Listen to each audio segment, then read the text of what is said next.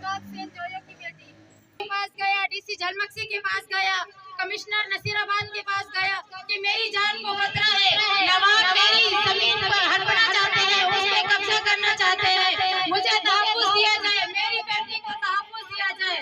लेकिन पिछले 7 सालों से हमें किसी इंतजामिया ने कोई तहफ्फुज़ नहीं दिया। हमारी बेटी के ऊपर बार-बार हमले कर रहे हैं जानलेवा। मेरा वालिद अपने हक के लिए फिर भी डटा रहा। मेरे घर में हमले करवाए, मेरे भाइयों को अगवा करवाया गया, मेरी बहन को अगवा करवाया गया, लेकिन मेरा वालिद अपने हक पे फिर भी डटा रहा, जुल्म सहता रहा। आखिरकार जालिम नवाबों ने मेरे वालिद को शहीद करवा दिया। झलमक्सी इंतजामिया ने फिर भी अपना जुल्म खत्म न किया।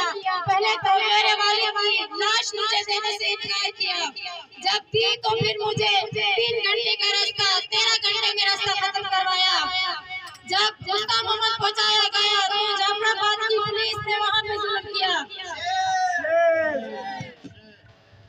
तालिब लाशारी जाफराबाद जब मैं एहतजाज के लिए निकली तो तालिब लाशारी ने हम औरतों के ऊपर लाठी चार्ज की। मैं अपने वालिद की मैयत को लेके अपना पुरअमन एहतजाज करने जा रही थी डिवीजन लेवल पे कि मेरे ऊपर, हमारे खानदान के ऊपर ये जुल्म हुआ है, लेकिन फिर भी झलमक्सी इंतजामिया का जुल्म खत्म न हुआ, जाफराबाद इंतजामिया का जुल्म खत्म न हुआ। मेरे वालिद की मैयत लेके हमसे पानी में फेंकने की कोशिश की गई। उसके बाद तालिब लाशारी ने हम औरतों के ऊपर लाठी चार्ज किया और हमें जबरदस्ती वहां से निकाला गया कि ये एहतजाज ना करें। मैं उनसे सवाल पूछती हूँ, क्या ये मेरा हक नहीं था कि मैं पूरा मन एहतजाज करती? जालिम नवाब अभी हमारे मामले से कहते हैं कि हमारा इससे लाताल्लुकी का इख्तियार करें, कह रहे कि कोई ताल्लुक नहीं। अगर उनका ताल्लुक नहीं था तो झलमक्सी इंतजामिया ने क्यों मुझे पूरा मन एहतजाज नहीं करने दिया? अगर उनका ताल्लुक नहीं था तो जाफराबाद इंतजामिया ने क्यों हमारे ऊपर इतनी जुल्म किए? अगर उनका ताल्लुक नहीं था तो डीसी झलमक्सी पिछले 7 सालों से जमीन की पैमाइश क्यों नहीं कर रहा था? मेरे वालिद को क्यों नहीं हक उसका दिया गया? हमें तहफ्फुज़ क्यों नहीं दिया गया? आज मेरा वालिद शहीद हुए 23 दिन हो गए, झलमक्सी इंतजामिया क्यों कातिलों को गिरफ्तार नहीं कर रही? अगर इस सब के पीछे नवाब का हाथ नहीं है तो फिर झलमक्सी इंतजामिया क्यों चुप बैठी हुई है, क्यों गिरफ्तारियां नहीं कर रही? 23 दिन गुजरने के बाद झलमक्सी इंतजामिया चुप बैठी हुई है।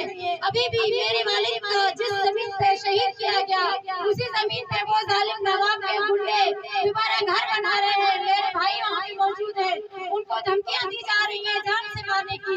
झलमक्सी इंतजामिया को, डीसी झलमक्सी को, मिसालदार हकीम अबड़ों को इत्तला देने के बाद भी हमें कोई तहफ्फुज़ नहीं दिया जा रहा।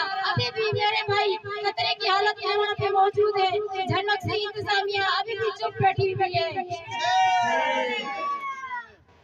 मैं chief justice of supreme court Pakistan और चीफ जस्टिस ऑफ बलोचिस्तान से अपील करती हूँ, हमारे मसले पे नोटिस लें और जालिम नवाबों को और मेरे वालिद के कातिलों को गिरफ्तार करें।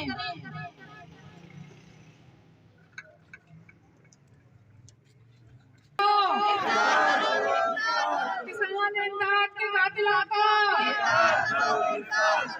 किसान इमदाद के कातिलों को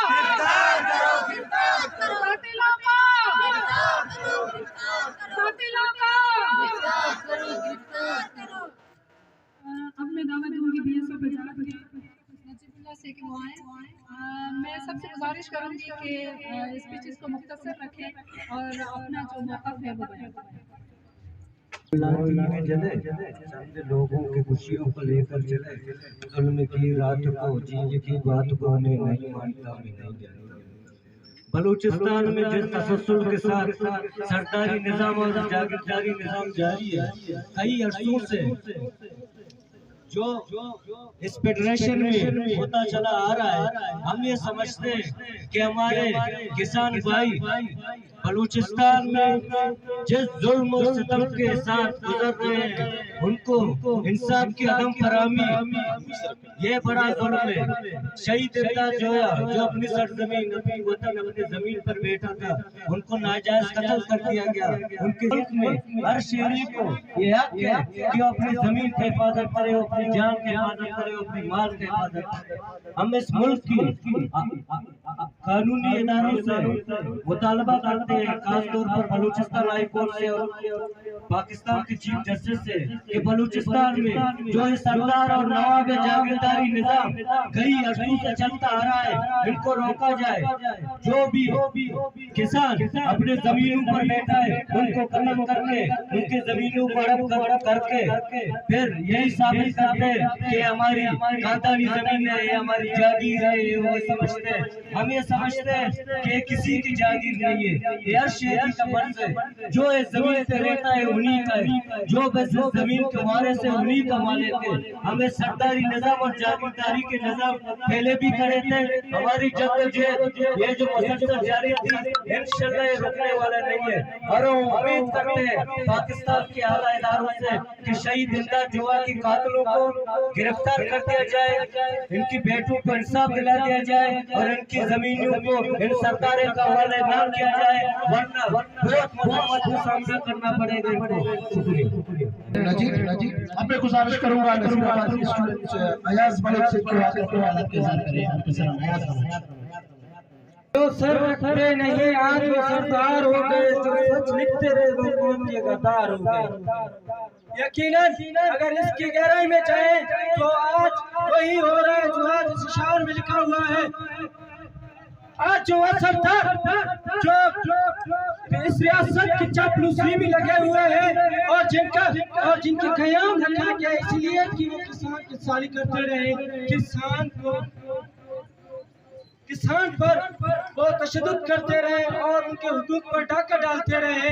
यही हमेशा सरदार का जो सिलसिला चलता आ रहा है और इसको हमेशा कायम रखना चाहता है।